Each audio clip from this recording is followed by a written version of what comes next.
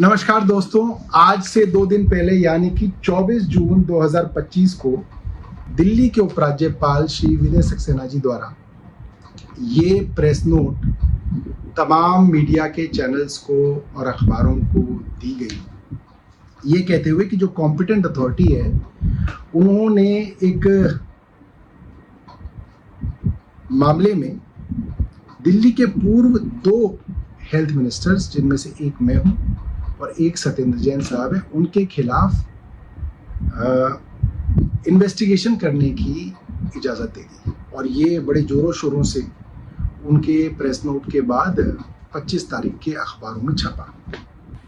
आज 26 तारीख को एक और प्रेस नोट दिल्ली के एसीबी के हेड श्री मधुर वर्मा जी द्वारा जो है अलग अलग अखबारों और मीडिया हाउसेस को दी गई है। इसमें उन्होंने कहा है कि भाई उन्होंने दिल्ली के 2 पूर्व स्वास्थ्य मंत्रियों के खिलाफ जो है एसीबी ने मुकदमा दर्ज कर लिया है और उन्होंने जांच शुरू कर दी है। उस जांच में किन अफसरों पर मुकदमा है वो कोई नहीं है, किन लोगों पर मुकदमा है वो कोई नहीं है, मगर हाँ 2 मंत्रियों के नाम उस मुकदमे में लिख दिए गए हैं।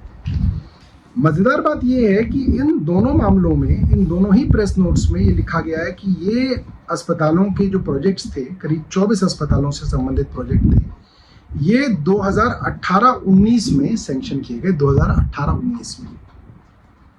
और एक हॉस्पिटल प्रोजेक्ट जो कि 7 आईसीयू हॉस्पिटल से संबंधित था कोरोना के समय में, 2021 में वो सैंक्शन किया गया। अब मैं तो मार्च 2023 में मंत्री बना हूं।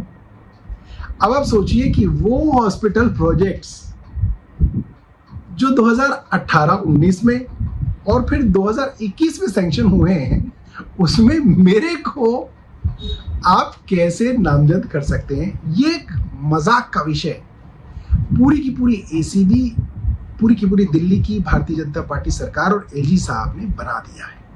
दूसरा एक और पॉइंट जो है, जो एलजी साहब ने भी अपने प्रेस रिलीज में लिखा और आज जो प्रेस रिलीज आई है मधुर वर्मा जी की, उसमें लिखा गया है कि साहब एक हॉस्पिटल इंफॉर्मेशन मैनेजमेंट सिस्टम बनना था, जिसकी अनाउंसमेंट 2016-17 में दिल्ली की सरकार ने की और वो भी नहीं बना। अब आप वो अनाउंसमेंट जो 2016-17 में हुई और वो नहीं बनी, तो उसके लिए जो मंत्री 2023 मार्च में बना, उसके ऊपर आप कैसे जो है एंटी करप्शन ब्रांच के अंदर मुकदमा दर्ज कर सकते हैं? ये मेरी ये बात समझ से बाहर है। पहली बात तो उस वक्त जो सैंक्शनिंग हुई उसमें क्या भ्रष्टाचार हुआ या नहीं हुआ, इसके बारे में भी आपने कुछ नहीं बताया है। आप एफआईआर की कॉपी छपा रहे हैं क्योंकि आपको लगता है कि अगर आप एफआईआर बता देंगे तो आपका ये जो पूरा का पूरा खेल है खुल जाएगा। इसलिए कभी एलजी साहब प्रेस नोट दे रहे हैं, कभी एसीबी के चीफ जो है वो प्रेस नोट दे रहे हैं, मगर एफआईआर नहीं दी जा रही। और इस तरीके की मनगढ़ंत चीजें बताई जा रही हैं, बनाई जा रही हैं, जिससे मुझे लगता है कि इन्होंने पूरे के पूरे इन एजेंसीज को एक मजाक का पात्र बना दिया। अगर प्रोजेक्ट की डिले के लिए भी जिम्मेदारी तय होनी चाहिए तो बहुत अच्छी बात है, होनी चाहिए, मगर प्रोजेक्ट डिलेज तो सरकार के अंदर पता नहीं कितने सारे होते हैं। केंद्र सरकार की अपनी रिपोर्ट है 2023 की कि उनके 53% प्रोजेक्ट, जिसमें करीब 800-850 प्रोजेक्ट हैं, वो डिले हुए। उसमें करीब 4.5 लाख करोड़ रुपए का कॉस्ट ओवररन हुआ। बुलेट ट्रेन जो प्रधानमंत्री जी का पेट प्रोजेक्ट है, वो 2015 में शुरू हुआ और 2023 में वो पूरा होना था। अहमदाबाद से बॉम्बे की बुलेट ट्रेन, वो पता ही नहीं है किसी को कहां है और बताया जा रहा है 2033 में शायद वो शुरू हो पाएगा। मतलब 10 साल की डिले है और प्रोजेक्ट कॉस्ट भी उसकी वजह से 90 से 100% तक बढ़ेगा। तो क्या आप प्रधानमंत्री या उनके मंत्रियों के खिलाफ मुकदमा दर्ज करा लेंगे? केंद्र सरकार के इतने प्रोजेक्ट डिले होते हैं, क्या आप उनके खिलाफ, मंत्रियों के खिलाफ मुकदमा दर्ज करते हैं करप्शन के?